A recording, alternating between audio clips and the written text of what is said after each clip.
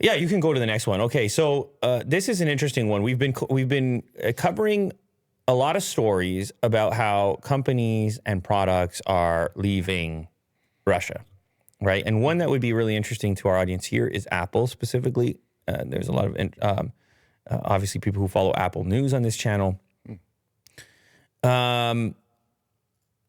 You might be surprised to know that a lot of these companies that are just so crazy important to us here really don't have quite the foothold in Russia that they have here. Right.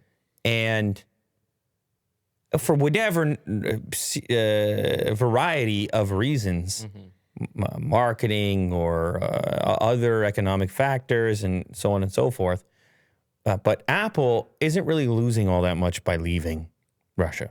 Right. Russia represents around 2% of Apple's revenue, which you would think 2% of like trillions is a lot. No, it's still a big number. But when you look at the population of Russia, you might have a different thought. Oh, right. Yeah. Russia accounts for 2% of the world's economy. 0.9%. 2% of the world's economy, but 0.9% of Apple's revenues. That makes a difference. And so that means 99.1 of Apple's revenue. Wow. It accounts for it accounts for why did they say ex-Russia? That's really weird. Really weird.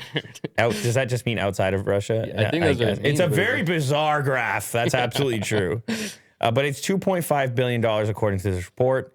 That would be a huge number for a lot of companies, but for Apple, it's like for the headache.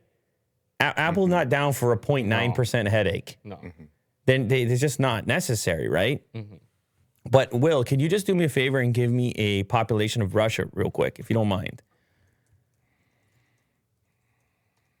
It's not it's 144 million people, and you would say, 0.9% is maybe a smaller number than you would expect given that. Yeah. But there's other factors, right? There's like Apple stuff is expensive, and they've struggled in a number of regions, and then maybe there's some sort of animosity or avoidance of like American goods or symbols of different I mean, culture.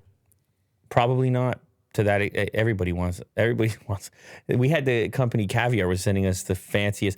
Check their site right now. Oh, interesting. Yeah. They're always sending us the most elaborate Apple devices, luxury iPhones that have been kitted out in gold and whatever else. They don't have any kind of comment, I guess, about, wait, we needed that. That's what we needed. Oh, sorry. Do we not get it back? No, we're not going to get it No, back now. I'll get it. He's going to go incognito. He's like, I'll get it. I know how to go incognito. I'm just so used to pop-ups I and know. closing them immediately. So, yeah. I'll get it. Royal smartphones and accessories. The restrictions, okay, so this is a disclaimer from Caviar. The restrictions have not affected the usual work of Caviar. We continue to work at normal times, manufacture and ship our products around the world as usual. Also, you can always place a quick order with our partners around the world. A little encouragement to pick a partner instead. But anyway, I guess they're still going. I don't know how they're going to source these iPhones. I guess they'll be importing them now before they do their customization process. Right.